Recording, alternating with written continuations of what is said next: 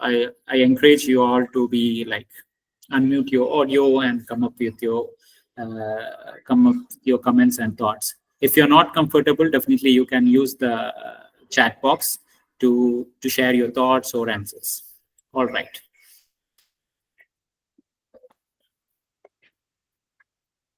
So speaking about key factors for landing an ideal job. So I would just like to hear from you guys, like what do you believe are the key factors that can help you to secure an ideal job? Or your experience in the past, what has affected that? What action have helped you to land a perfect job? Any would like to share? Would like to go first?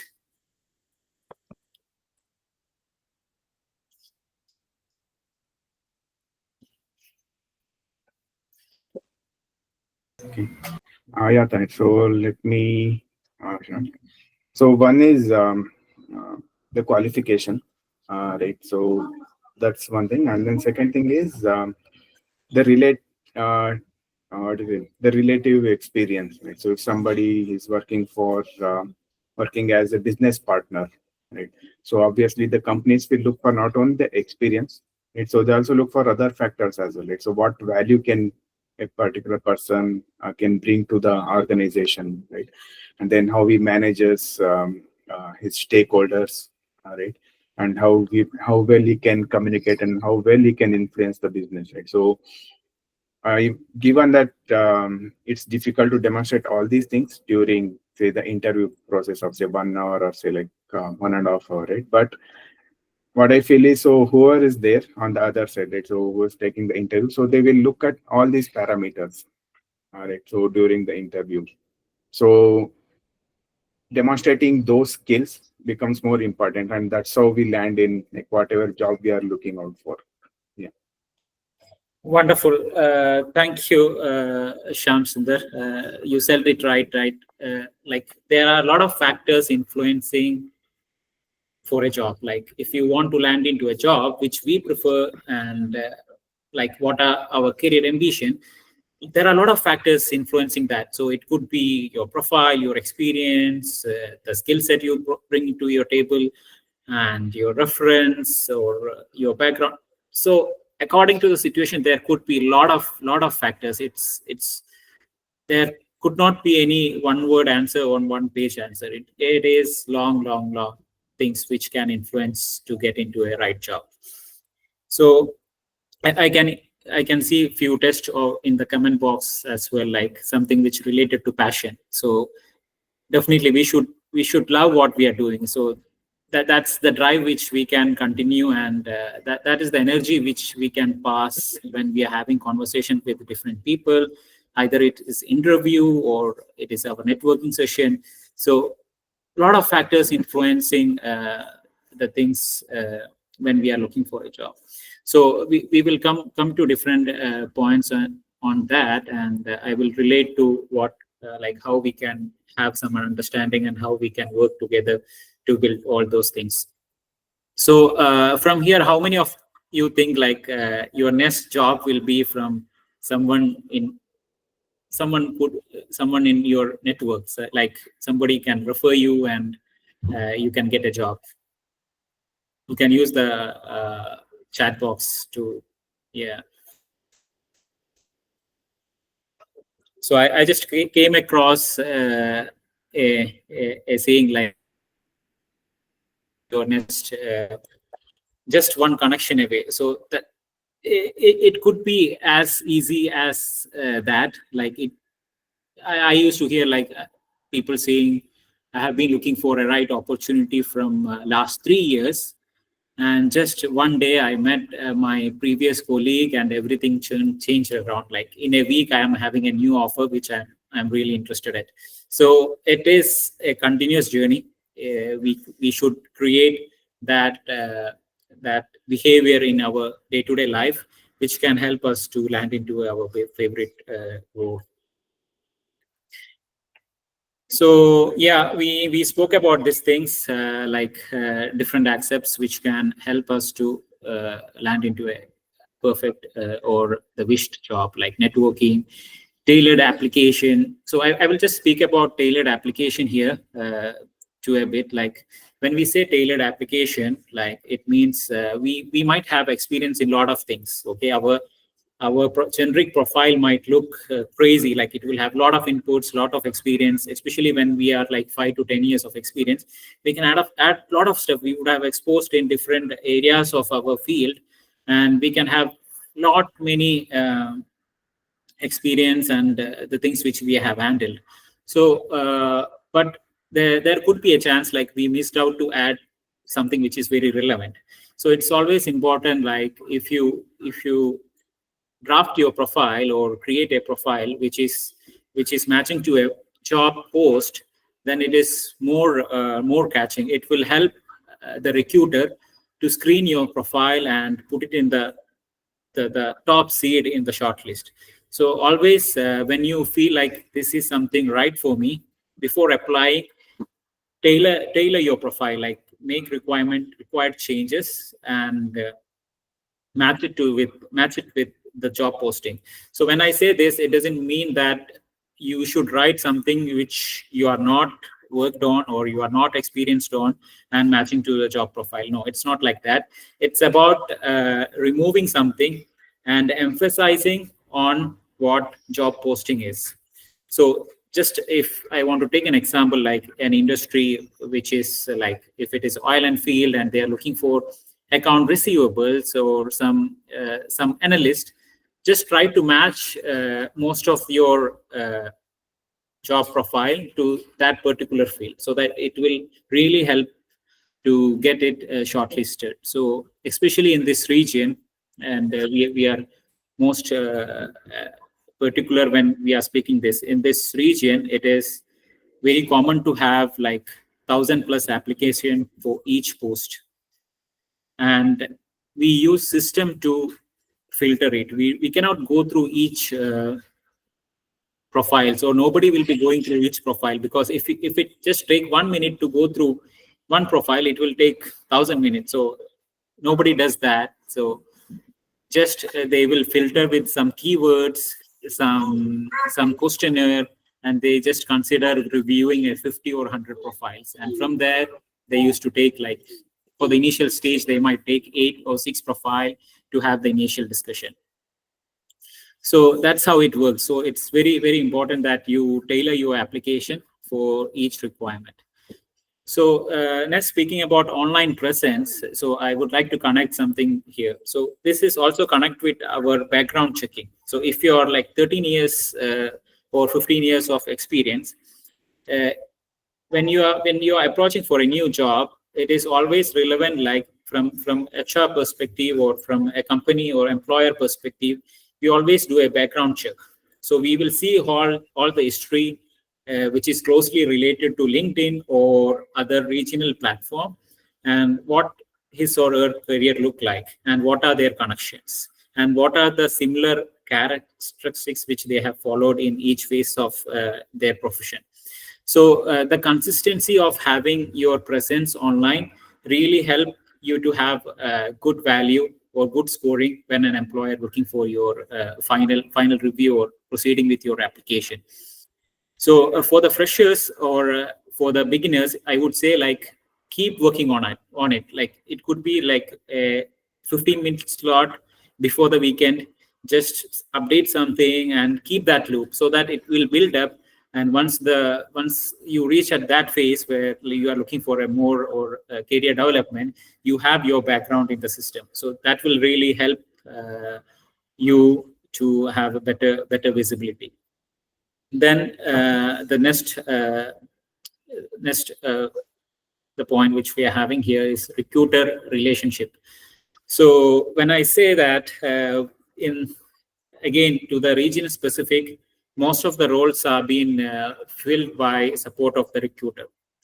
So just to give you some background, even this could be something related to what you have experienced. And there are a lot of small recruitment or consultancy firms. So for them, the database is kind of similar. They use it from regional common platform. For if you say about UAE or Middle East, it's LinkedIn. And they also refer to Naukri or Foundit or these platforms. So they will be pulling data from this kind of platforms. It is not that you apply for each post. It could be like they work with a consultant to get relevant candidates. So updating your profile in this kind of platform will really help you. So it doesn't matter if you apply or not, that is fine, but just have your presence in this platform. Okay, so whenever, like I had a previous experience, like when I use this kind of portals, what I does is like I use different job profiles which is required, and I also add like who is active in previous month or previous 6 months, so that I get relevant candidates who are really looking for new opportunities. We don't want someone like who was active 5 years back or just created and he was not active. So it is really important that we show a consistent presence in online or with the recruiter and the job common job portals. And coming to the next part, that is skill development. So here, this is something very interesting. Like our career span should be have close link with our continuous learning or continuous skills development. I know you are already on the top phase. That's why you are with Keystone and attending this session basically. So you are really there. Just you need to align some things and you will be good to go. So when I speak about this kind of skills, it could be something really small things which an employer might be interested in, like a latest updated version of using this software or this application, tech-savvy person. If you're good in Power BI, data science, boom, you're good to go. So that's a huge spot these days. So most of the employer prefer to have this kind of candidate so that it matches with the requirement. So they will say like, okay, experience-wise, finance, they are very good. They could be good because they have this much experience and they have the right certification and academics background. But associating that with the skills is also the very, very key point. So I would say like emphasizing on having the skill development definitely will help you to land onto a preferred job. And coming into the next part, speaking about research and preparation. So obviously it is much broader, like how we prepare for each roles. Like it could be having good understanding of business. So I can share one experience, like when I used to interview with our finance director for various position, they check even if they are missing some technical part of finance, that is fine. They will just assume as like you have the idea in the bigger picture and it can be molded as per our requirement. But what they mainly focus is their business skills, how well they can interrupt each business situation, what is their big business equipment. So that plays very, very critical role. It is because what I see in most finance people is that they have a trend where they just focus on what they are doing. They'll be super good in all those kind of things. But when it comes to business decision, they will just stay behind, like, because they were super busy with the work. So having that kind of perspective or thoughts will really, really help you when you speak with different hiring manager and you connect well with the business situation. Then they will be more tempting to go with your profile. So just looking into the chat box, I can see the ATS compliant resumes are required. Yeah. So a lot of application these days, like a lot of technology which help us to scan. So yeah, it's tricky. It could be really tricky. and using the right keyword in your profile, and using a generic CV, I would say that, because these days a lot of application generated profiles cannot be read by some systems, but we cannot say systems are dumb, because it is said to do the evaluation like that. But again, these systems are working on continuous improvement, and might be in future they will be good in that. But you need to be mindful when you are using some applications to build your resume, where some systems cannot read your keywords. Okay, so having the relevant keywords and relevant topics in your resume is also really, really important.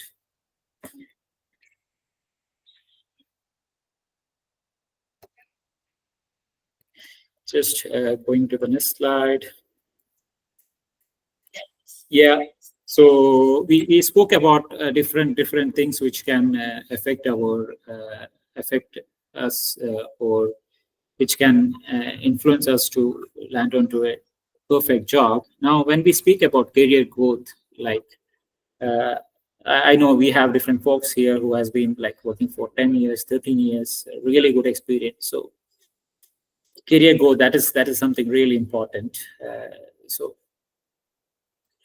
I think you're already in the right phase, like you are with Keystone, and you are doing that. You are doing new certification, and you are really ambitious in this aspect. So I think keep doing it, and have your focus on your building your career. So continuous learning is definitely a backbone for that, and feedback culture. So as a human, it's human nature. If you ask with some experts, they will say like we are less favorable to adapt to change. So we need to take some feedback, and we should definitely evaluate it, like what is our right to us, and we should be happy to take all those kind of decisions. So career development plans. So again, this is kind of tricky. Like when we switch into different profiles even within the finance, it's tricky, right?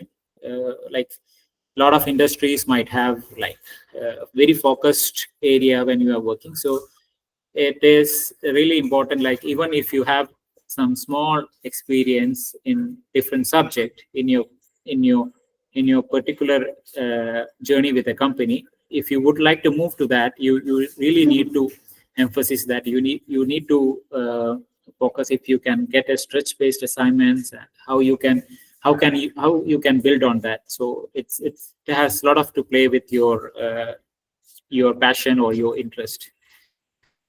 And speaking about mentorship, like personally, like I prefer to have this. So when recently I just took a coaching certification. So I am just into a final phase of that, and I was asked to create my bio. So I was doing a lot of things into that. So it should not look like a CV, but it's a career bio. So my thought was like, okay, I will go to my person. That is my go-to person. I will take some opinion from him. Then I will filter it, and I will see what is relevant to me, and I can make the correction. So I think having this kind of mentors in our books, it's really helpful. Like if it could be your ex-colleague, or it could be your someone from your social community, or it could be someone from anyone. So whoever you to give your comments, I think that will really play a vital role.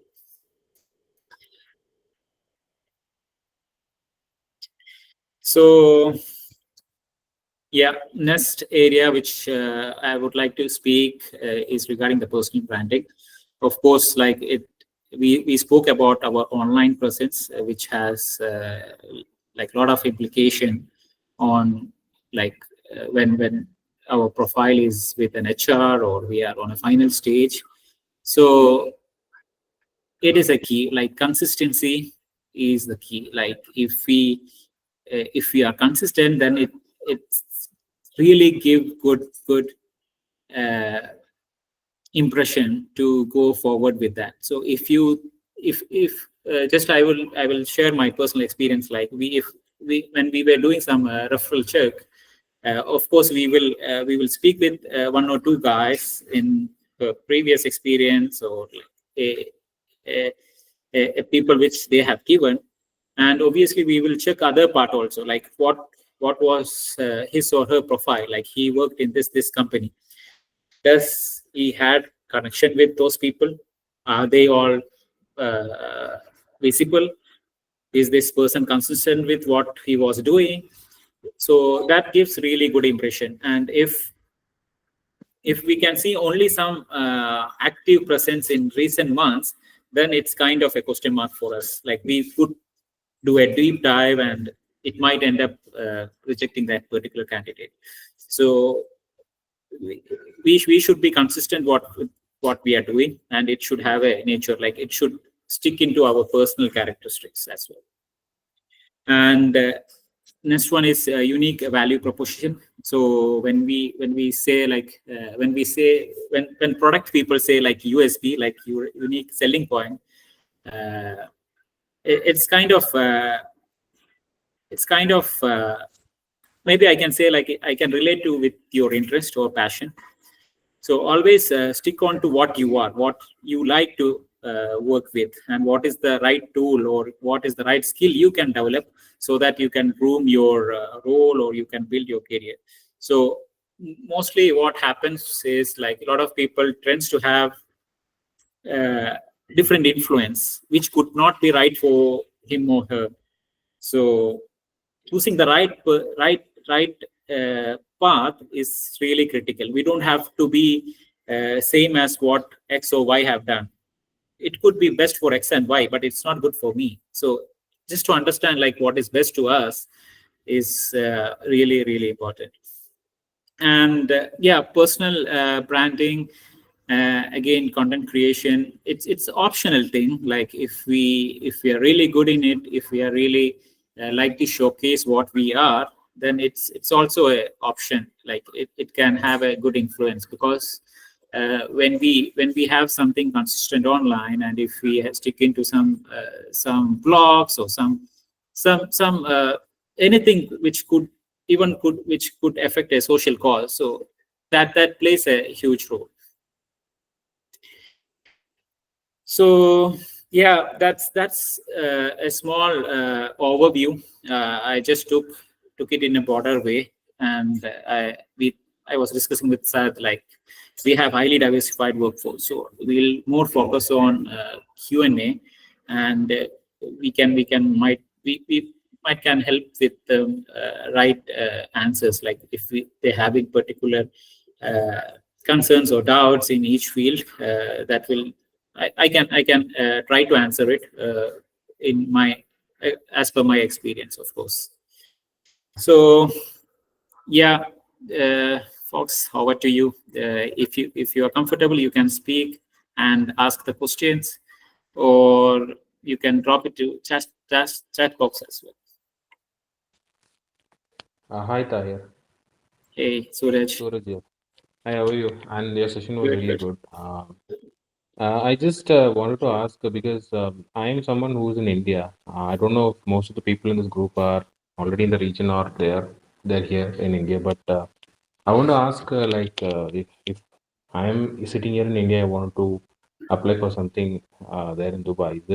Is it very remotely possible, or is it what are the things which I need to do or possible which I can do, which will help me, get something over there? Okay. Good question, Suraj, and your concerns are right. Like it's tricky again.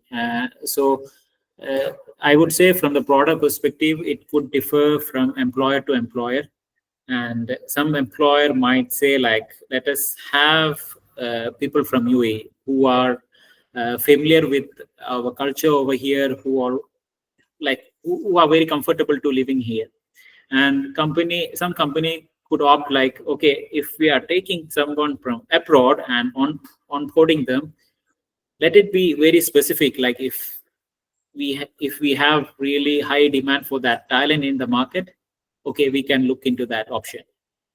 So from the corporate or employer perspective, what could be sensitive is like when they are onboarding a person from different countries, it comes with a huge cost, definitely. So it's kind of a relocation, and they should go through that path. Like it's you should be entitled for relocation and a lot of things associated with that as per the company policy. So employer might think, okay, for this position, let's focus of having people from here. That could be a scenario. And I know a lot of companies these days also encourage or have their policy stated like we should hire people from outside as well. Instead of having all the employees or all the profiles from local market, they say, okay, we can take the diverse applicants. So if that is the part of their culture, then that is a spot for you. So you can really add value to that. And just to highlight few things, like if you're looking for the platform, I would say like it's easily accessible from India, like LinkedIn or Naukri or Foundit and other recruiters or consultancy firm is really accessible, and they entertain it because they know like Indians are the most like talent population here, and it's easy to onboard and do the orientation with them. So it's possible that you can apply remotely and show your interest in the relocation. So when we receive profiles from outside the country, we prefer to have it mentioned like willing to relocate to Dubai or willing to relocate to Middle East. So that shows like, okay, we can forward this profile because he's really serious. It's not a random applicant. So yeah, there are a lot of applicants who apply very casually. Maybe they just do the quick apply and they're not aware like where the job is based. So employer or HR might receive a lot of kind of applicant which are not really wishing to relocate.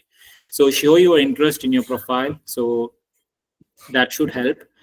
And if you have visited UAE and if you add something in your CV, it could be like a participation in some social event or anything in your profile that shows you really understand the culture over here and you are easily adaptable. So if you can, if I don't know, Suraj, if you have been to UAE or Middle East before. Yeah, I've done some part of my education long time back, very short, Wonderful. 6 to 8 months, but then I don't know whether that would help. Wonderful. No, Suraj, so that's a big point. That has a lot of importance because you have done something in your previous life, like at least even if that duration is 6 to 8 months, that is strong because you understand the culture, you are aware of the situation over here, and you're happy to come back. That is something which you prefer to have. So for the employer or the HR, that is a strong point. It's a positive sign that we can onboard it. Yeah. Okay. Did I clarify your question, Suraj? Yeah, Anything to add with that? No, I was thinking, so if you have any networks, close relations in the region, would approaching them, going through their referrals would help? You mean some circles in our contact? Yeah, yes. Or In my personal contact, let's say there are few yeah, people who are close contacts in the region, and if I yeah. can approach them through them, will the networks be considered in that case? Yes, good question. Yeah. So most of the companies really appreciate having the referral programs, like because place, it gives a lot of promising word. Like, for example, I am working for a company, and if I am referring my friend, obviously I will be referring someone who can adapt to that, right? Who can take up the role, and like even the applicant would like to be in that sport. So definitely a lot of companies encourage that, and even some employer have some campaign, like if you refer, you get some kind of score or some kind of appreciation. So even referral programs are really appreciated in most of the companies these days. Okay, thanks. Thank you. I'm just reading a question from Venkat. In India, being a fresher.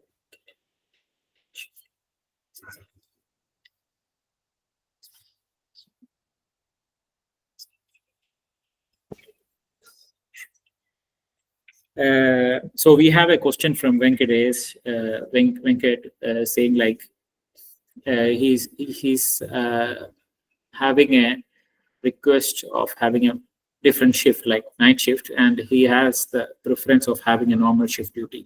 So I would say at the initial career stage, if you have already done it, it's amazing. Like you already showed up. So when you go through your career phase, definitely you can stick into your personal opinion, saying I am not flexible with working hours. I prefer to have normal working hour. And you can highlight by saying like, okay, if there is some business situation, I will be definitely available. That could be a scenario, like if company need your presence for a week time because of some things happening in the company, you can show I am available for that. But for the continuous night shift, I am not interested, or my health is not allowing that. So once you get into your career phase with your right skills, the employer would be happy to onboard you, even if you are not willing to take up night shift. So once you get into that career path, I think you should be good, Venkat. Yeah, thank you, sir. Actually, I worked in a US-based outsourcing company for 4 months. Uh, Mhm. Initially, I tried my level best to find jobs at many places, but they were day shifts, but they were expecting some experience from me. But without any experience, they accepted me for night shift. So at that time, I got tempted for the job offer they gave and the extra pay for the night shifts, and I joined there. But after joining there, my health has got spoiled like anything. So after that, I just quit the job, and right now I'm doing my SEMA. I'm working for my SEMA exams. So once I complete any of the certifications, I'm strictly preferring general shifts. Okay. Wonderful, Venkat. I would say like you can position yourself in a state like you have taken a career course to complete your SEMA certification or take up your exams. So with the employer, or whenever you are representing you do less emphasis on the night shift work. You can present yourself as a normal, like not what I meant to say is like you were working in the normal shift, and you can focus on having that kind of roles. So you can highlight this career break for which you also have taken for your SEMA examinations. Yes, Yes, sir. Thank you. Sham. Yeah. So my question is particularly for the finance guys, right? So, how's the job market in the Middle East, like particularly in the UAE region, right? And then if somebody with having experience of nearly say somebody like me having the experience of 12 years, right? So, do the job are the employer over there? So, do they prefer taking somebody having 12 years of experience, a similar kind of experience, but in India? Otherwise, do they prefer somebody having, say, 10 years of experience in the Middle East? Okay, thank you, Sham, for the question. So I would say the job market, for your first part of the question, job market is up and down. Like it's good at this point because Dubai, especially Dubai, if you consider UAE, it's in full-fledged, like all the operations, everything, like a lot of hiring happening across a lot of companies. And even if you see the region-wise, like Saudi and like everywhere, there is some momentum happening and a lot of opportunities coming up. So yeah, it's opportunities. I would say yes, there are a lot of opportunities. It is more of having a right time and right person on the perfect place. So yeah, that is about the market and about the experience level and the person who is looking for new job. This is here in India. Like I would say, it would matter from company to company again, and it's the decision of their policy, based on their policy or the hiring manager. So we had a situation like, even we had a very good talent pool in UAE for filling a position of finance manager took us 3 months. Like we were meeting different candidates, like hiring team were meeting different candidates, and they were happy, but it is the right fit to the right job. So our company was going through a phase where we need certain talents or certain skill set. So a person could be strong in different accountings or different report generating, but we had a phase where who can lead the team and who could be good enough in all the finance activities, plus who can involve in system implementation. So we had a big implementation or switch period where we were upgrading our system. So our team was looking into that kind of skill, like who worked previously in this kind of projects, who can really take our process to the different level. So it's complex. So the hiring would have different specific requirement which they cannot compromise, and they can have different things which they can compromise. So keep focusing on what job posting is, and make sure you highlight your skills related to that. So tailored application to each position will really help you to land perfect meetings. Okay. Yeah, thanks for that. And then one follow-up question. Right? Sure. So what I hear, right? So I spoke to a few of my friends who are staying there in Dubai, and then also spoke to a few of the contacts what I have in Dubai. So a few of them mentioned me saying that you should be on the job seeker visa, otherwise on the tourist visa over there, right? And you should stay there for a few months and then look for the opportunities, and definitely you will get it. Right? But is it the case, or like is it very risky to quit the job over here and then look for something new over there? Yeah, it's a good situation to discuss, Shyam. It's really sensitive in terms of that decision making, because to leave your existing job and come to look from the scratch, it's not easy, right? It should need a lot of courage to do that, and in UAE, especially in this region, we have a trend where, like, if you are experienced and you need to find a right opportunity, it takes a bit time. So back from India or other part of the world, what I hear is, like, if you want to switch, it's kind of simple. Like, you can quickly get some other opportunities. But here I would say it takes time to land into a perfect job. Once you are experienced in like 10 or 13 years, to land into a perfect job, you need to keep a good, decent window. And here, each phase of the year could really matter. Like we might have a summer time where everyone are on vacation, and everything happens in a slow.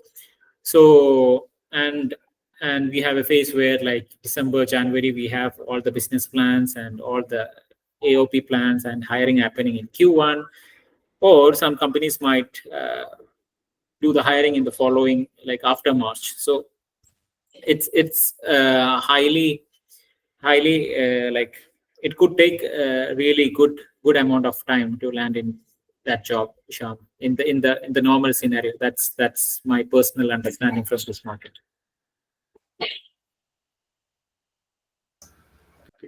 Yeah, thanks for it. Thank you. I have a question from Deepthi here in the chat box. I would like to take that.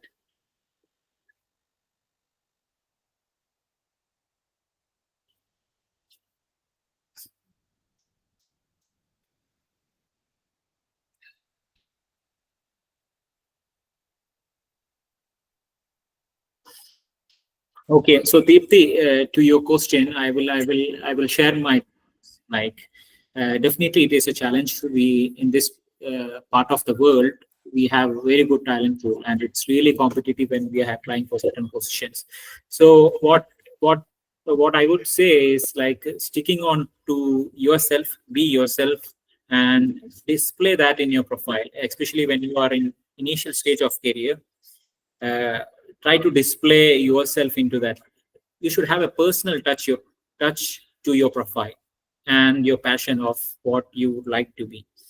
So that will really help you to stand above the normal applicants. So when I do some profile screening for the entry level positions, we mainly look into their active participations in different events and how adventurous they was exploring different opportunities, and like how good they were in participating in social things.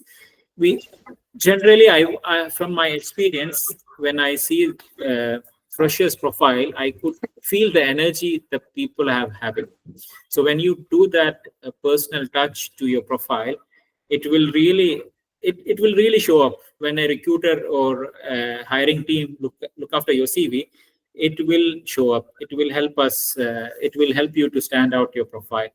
And to just add along with that, there is one thing which we some companies obviously have this focus, and from my personal experience also, like our talent acquisition team, they have a tick box, like if they are actively engaged in some kind of activities, if they are really following their passion outside of the work life, we really focus on this type of candidates. Like if you are good in some sport, or if you are good in some, like if you love to travel, or if you like to go for a hiking, any such kind of things, and if that is displayed in the profile, it has a lot of meaning. Like we can say like a person who is having a life beyond work really help to have a very positive impact in the work life,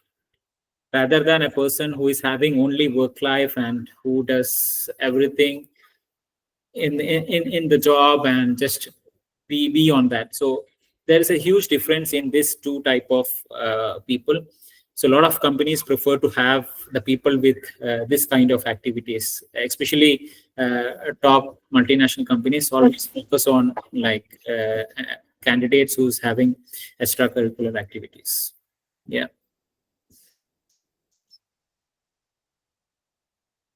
Dipti, I hope. Okay, yeah, understood. Yeah, thank you. Thank you. Hi, hello. Hi, Suchita. Yeah. So I had a question that so if we keep our LinkedIn up to date, as you said, just mentioned, like if we put on some, extracurricular activities, something that we're passionate about, if we put those on LinkedIn and, we have posts regarding those and other things as well, that are related to our career and, co-curricular activities, does the team actually, or check our LinkedIn, or do they actually, consider those factors as well, because a CV, we can't mention everything. A lot of things goes unmentioned in our CV because there's just limited space there. Are the LinkedIn parts also paid much attention to? Yes. Thank you, Suchita. And very good point from that question. Like, obviously, we cannot fit everything into our CV. And if we try to do that, that would look weird. Of course, we cannot have it. So you are right, Suchita. So as you mentioned, your LinkedIn share or post or your blogs will really help you to get connected. So normally most of the companies, even I practice that, like whenever we are having a final 3 candidates or 2 candidates for a position, and we are in a phase of making a decision, we will go into their profile, we see what all is available online, and we try to connect, like what this person is, like how he or she can fit into our culture.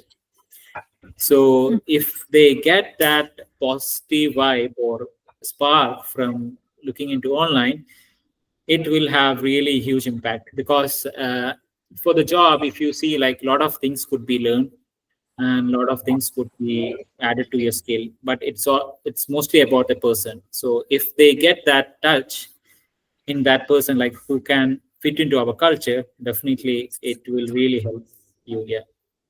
Okay, great. Another question I had is, as I'm trying to switch into another, FPA or, more towards the investment segments, my prior experience, one is in tax and the other is in data research. So if I do try to learn financial modeling and, post those things on LinkedIn, is that a good way to go about it? Because see, I don't have any experience in FP&A, right? So I'll be starting as a fresher in those roles. So I might not be considered as much because I don't have relevant experience, but I do have the domain or finance experience, right? Yeah. So what is the way to go about it? How do I make my CV and like my profile? Okay, so yeah, good question, and I would say, like sharing a lot of post or a lot of information about FP&A won't help. Mhm. I might be cruel, but sharing a lot of stuff online, that's also that could also give wrong information or wrong Not yeah. posts, but sorry to interrupt, but not posts. Like, what No if problem. I do models and post those models, financial models, out out on LinkedIn? Not many, but like 1 or 2 Yeah. projects that I on my own. Yeah, that should really help, because you are showing your interest, right, and your trending situation in that particular field, and how different business are navigating through that.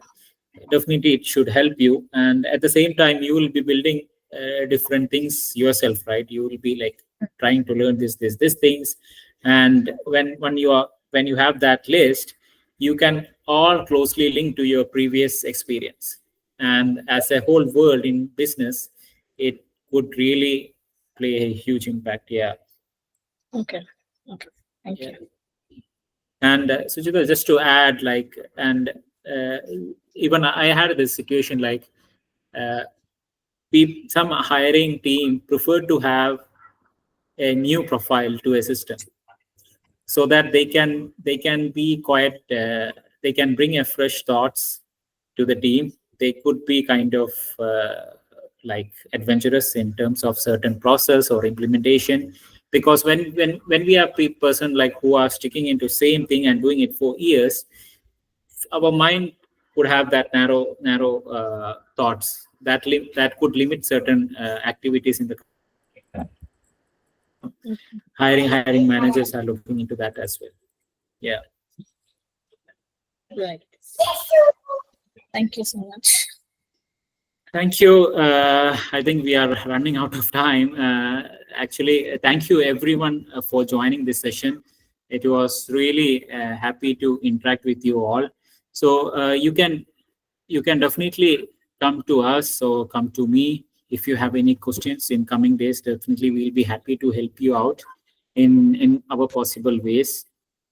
So you can connect me through LinkedIn, or you can get in touch with Keystones and get my contact as well. We will be definitely happy to help you all. So I know it's a Sunday and everyone are ready to explore their weekend, rest of the day.